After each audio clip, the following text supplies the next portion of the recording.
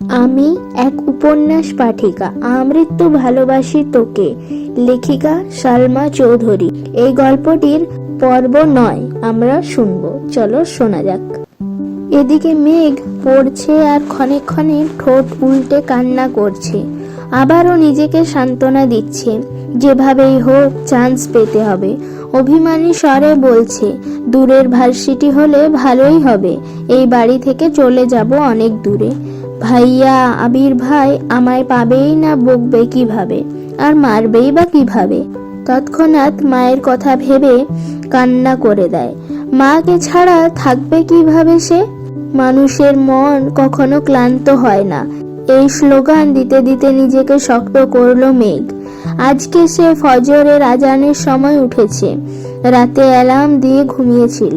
দিন যত যাচ্ছে পরীক্ষা ততই কাছে আসছে। যেভাবেই হোক চান্স পেতেই হবে। প্রথম টার্গেট মেডিকেল কলেজ, দ্বিতীয় ঢাকা বিশ্ববিদ্যালয়। এই জন্য সবই পড়তে হচ্ছে তাকে। নামাজ পড়তে বসেছে মেঘ। 7টা থেকে 7:30 পর্যন্ত পড়াশোনা করেছে। সকালে খালি পেটে বেশিক্ষণ থাকা কষ্টকর, তাছাড়া পড়াশোনা করলে আরো বেশি ক্ষুধা পায়। গতকাল সন্ধ্যায় খেয়েছিল, সারা রাত কিচ্ছু খায়নি। খিদায় চু চু করছে পেট। দৌড়ে নিচে চলে গেল মেঘ। মেঘের দৌড় দেখে ভয় পেয়ে গেলেন হালিমা খান। উনিও রান্নাঘর থেকে ছুটলেন। হালিমা খান চিন্তিত স্বরে জিজ্ঞেস করলেন, কি হয়েছে তোর? এভাবে ছুটছিস কেন? মেঘ জবাব দিল, আমার ক্ষুধা ক্ষুধা পাইছি আম্মু, তাড়াতাড়ি খেতে দাও। হালিমা খান আবারও জিজ্ঞেস করলেন, তুই কখন উঠেছিস?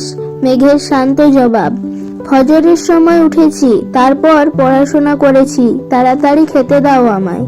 হালিমা খান যেন খুশিতে গদগদ হয়ে গেলেন। ওনার মেয়ে পড়াশোনায় মনোযোগ দিচ্ছেন, সাথে খাওয়া দাওয়াতেও। এ তো প্রতিটা মায়েরই প্রধান স্বপ্ন। উনি ছুটে গেলেন রান্নাঘরে। মেয়ের পছন্দের সব খাবার হাজির করলেন মেয়ের সামনে। মেঘ ক্ষুধার তাড়ন আবার ঝটপট খাবার শেষ করে নিজের রুমে চলে গেল। আজকে তার কোচিং প্রাইভেট কিছুই নেই। সন্ধ্যায় শুধু শাহরিয়ার ভাইয়া পড়াতে আসবেন। সারাদিনের একটা রুটিন করে নিল মেঘ। টার্গেট সেট করে পড়াশোনা করলে পড়াশোনা তাড়াতাড়ি এগোয়। এদিকে 8টার পর বাড়ির সবাই খেতে বসেছে। আবির একেবারে রেডি হয়ে নেমেছে। চেয়ার টেনে বসতে বসতেই নজর পড়ে সামনের চেয়ারটা ফাঁকা। নিষ্পলক তাকিয়ে থাকে। কয়েক সেকেন্ডে স্বাভাবিক হয়ে খাওয়া শুরু করে। ইকবাল খান জিজ্ঞাসা করলেন, মেঘ কোথায়, ওঠেনি এখনো? হালিমা খান প্রফুল্ল মেজাজে উত্তর দিলেন, ও নাকি সেই ভোরবেলা উঠেছে, পড়তে পড়তে ক্ষুধা লাগছিল, তাই কিছুক্ষণ আগেই খেয়ে গেল। আলী আহমদ খান শীতল কণ্ঠে প্রশ্ন করলেন, শাহরিয়ার কি গতকাল এসেছিল? হালিমা খান পুনরায় উত্তর দিলেন, গতকাল আসেনি ভাইজান, মেঘ অনেকক্ষণ অপেক্ষা করেছে। আলী আহমদ খান স্বাভাবিক কণ্ঠে বললেন, হয়তো কোনো সমস্যা, আজ আসবে নিশ্চয়। কেউ আর কোনো কথা বলল না, চুপচাপ খাওয়াতে ব্যস্ত সকলে। কিছুক্ষণ পর খাওয়া শেষে উঠে গেলেন বাড়ির কর্তারা। বসে আছে 4 ভাই বোন, মিম আর আদি খুনসুটি করে খাওয়াতে ব্যস্ত। তানভীর হঠাৎ আবিরের দিকে তাকিয়ে বলল, ভাইয়া তোমার কি কিছু হয়েছে? আবির নড়ে চড়ে বসলো, মুখ গোমড়া করে উত্তর দিল, কিছু হয়নি। তানভীর আর কথা বাড়ায়নি, চুপচাপ নিজের খাওয়া শেষ করলো। নিজের খাবার শেষ করে ফ্রেশ হয়ে আবিরও অফিসের জন্য বেরিয়ে পড়েছে।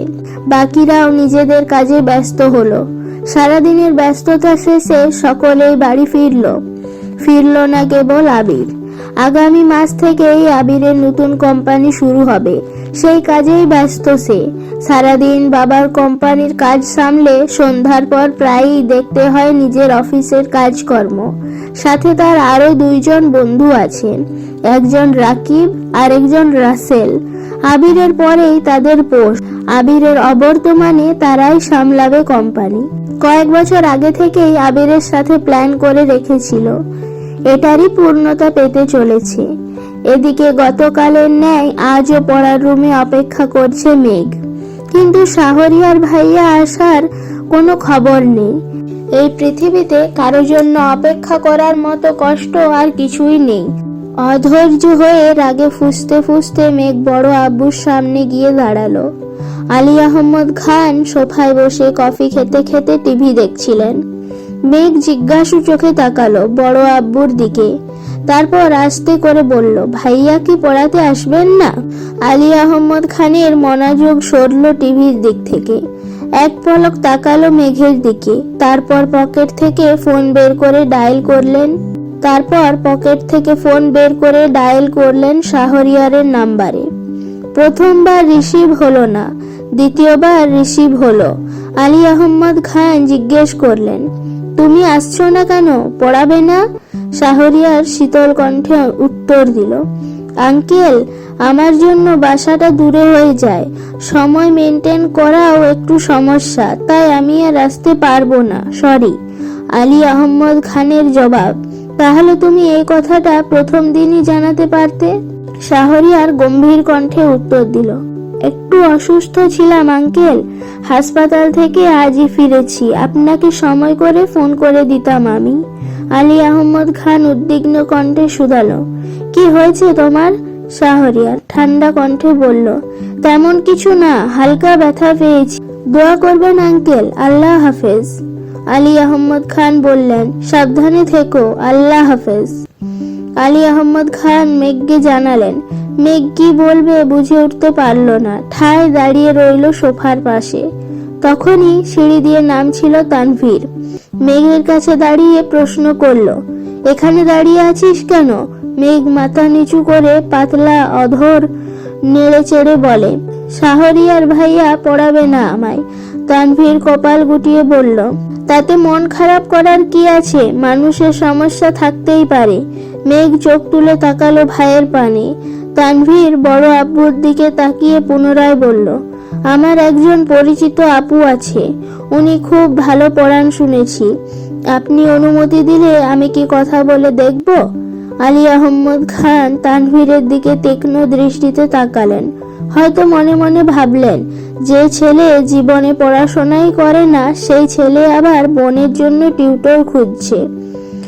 মুখ ফুটে বললেন না, দেখো তোমার মতো গর্ধব হয় না যেন। তানভীর হাসি মুখে বলল, এবার 2-1 দিন পড়ার পর মেঘের যদি মনে হয় পড়বে, তাহলেই ফিক্সড করব। আলী আহমদ খান এবার যেন স্বস্তি পেলেন। সহজভাবেই বললেন, ঠিক আছে, কালকেই আসতে বলো তাহলে। তানভীর আর কথা না বাড়িয়ে চুপচাপ বাসা থেকে বের হয়ে গেল। মেঘ নিজের মতো বই খাতা নিয়ে রুমে চলে গেল।